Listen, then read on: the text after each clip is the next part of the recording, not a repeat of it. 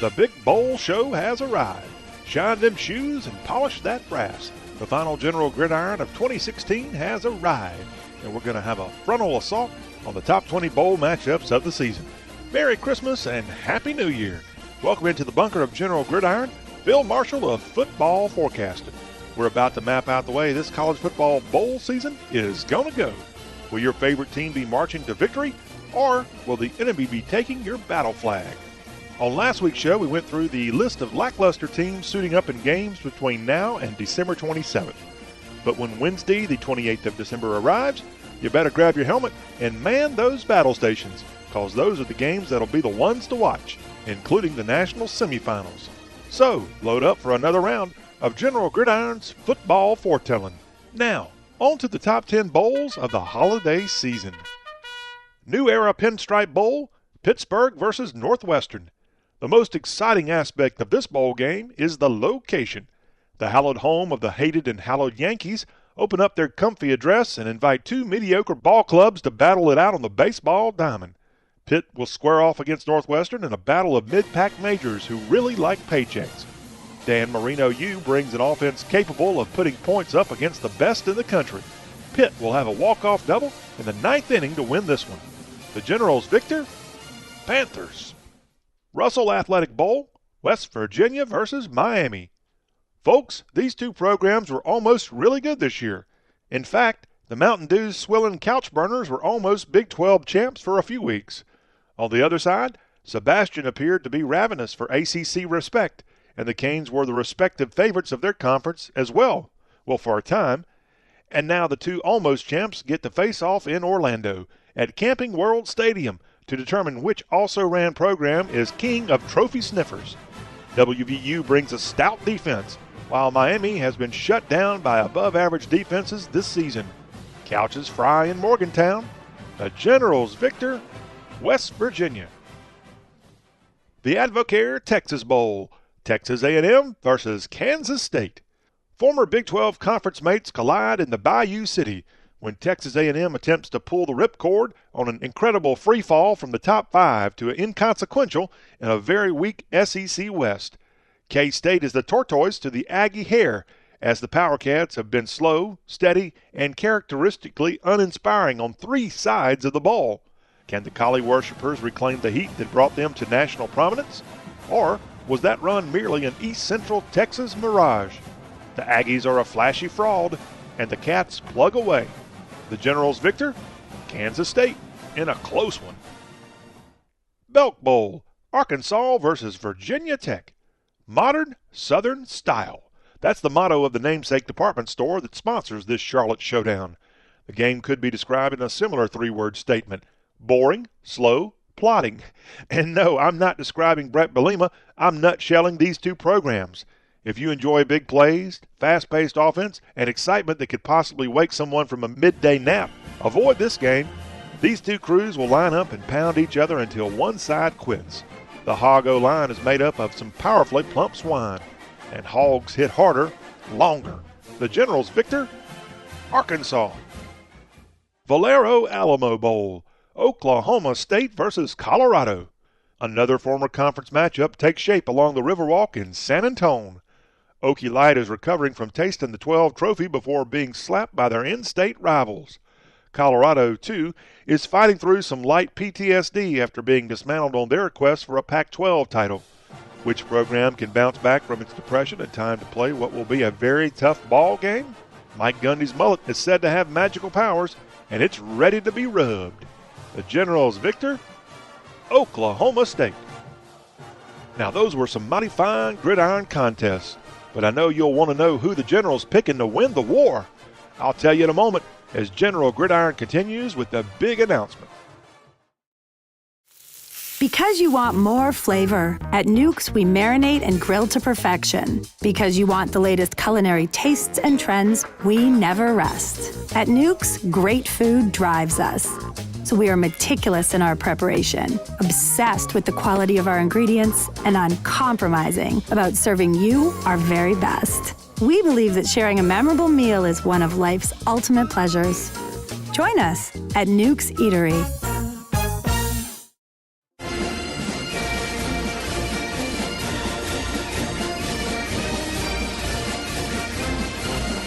Howdy, soldiers. This is General Gridiron back with you. Each week, this fabulous football forecast is heard on some of the finest radio stations in Dixie, including WJGA 92.1 FM in Jackson, Georgia, and the team, WNMQ FM 103.1, WJEWF AM 1400, and WSSO AM 1230 in Columbus, Starkville, and West Point, Mississippi. We appreciate all of our radio affiliates. Now, let's get back into the Big Bowl football fight. AutoZone Liberty Bowl, Georgia versus TCU. It's the Blue Blood Powerhouse Dogs lining up against the little private school Lizards from Fort Worth. Oh, who am I kidding? It's the perennially hyped Athens disappointment machine lining up across from the Magic Frogs that recently lost their magic. The Bulldogs limped through the weak SEC East on the back of Nick Chubb primarily, and the Froggies eked their way to a bowl game on the back of, well, who knows how they got to Memphis. But Gary Patterson will almost certainly want to go ahead and win this game. The Froggies edge out Harry Dog in the barbecue capital of Earth. The Generals victor, TCU. The Franklin American Mortgage Music City Bowl, Nebraska versus Tennessee. It's yet another matchup between two former top 10 teams, as both the Bug Eaters and Vols tangle while plummeting downward on their respective journeys toward coaching hot seats and questions about meltdowns. Joshua Dobbs and the Big Orange don't have Jalen Hurd pounding the tackles anymore, as he's taken his lanky talents elsewhere, fitting for the new free agent system in the NCAA. Nebraska hasn't been able to husk anyone of any reputation, and Butch Davis's squad still has some talent flopping around the field. Tennessee creams the corn. The Generals victor, Big Orange. Buffalo Wild Wings Citrus Bowl, LSU versus Louisville. If there's a more interesting bowl matchup this postseason, then I haven't seen it. The Heisman Trophy winner looks to dodge a talented Bayou Bengal defense from deep in the heart of SEC country. With the crazy Cajun at the helm, the Gumbo Kitties have looked somewhat revived, while the Pizza Box Birds have been known to explode on offense against anyone they choose. But alas, Lamar Jackson has looked average against good defenses now and then, and LSU has a dang good defense. Clothing optional coach pulls the wings off the tweets in Florida. The Generals victor, LSU. And now to the semifinal games. Chick-fil-A Peach Bowl, Alabama versus Washington. So, here we are, the playoff. I'd love to wax poetic about the strengths of each team, the Pac-12 power lining up against the undefeated SEC champ. It would be enjoyable to take a deep dive into the lineup strengths and weaknesses. But Alabama will win this game, as Trump would say, big league. Washington has no chance to keep this one close, at all, even for a half. Make no mistake, Washington will be destroyed, and everyone knows it. Tide rolls early and often. The Generals victor, Alabama. The Fiesta Bowl, Ohio State versus Clemson. OSU has a chance to be national champions without even winning their conference. Makes sense, right? Heck no. Dabo's boys will claw their way into Arizona and will be riding the fire that comes from having something to play for. Clemson's paws have been soft when competition is inferior this season, but the Buckeye Nuts are no slouch. Urban will have his guys ready to dot the I, but logic won't allow me to pick OSU to win since they didn't even win their conference. The Generals victor, Clemson rolls. So, drum roll please. And in the CFP National Championship game on January 9th, Alabama bests Clemson, retaining their natty crown, their 17th such national championship. Congratulations. Still to come on this week's General Gridiron Bowl Picks edition. There's 10 other bowl games on the holiday schedule that we're going to quickly blast through. We'll tell you the order of battle, so keep it here with General Gridiron.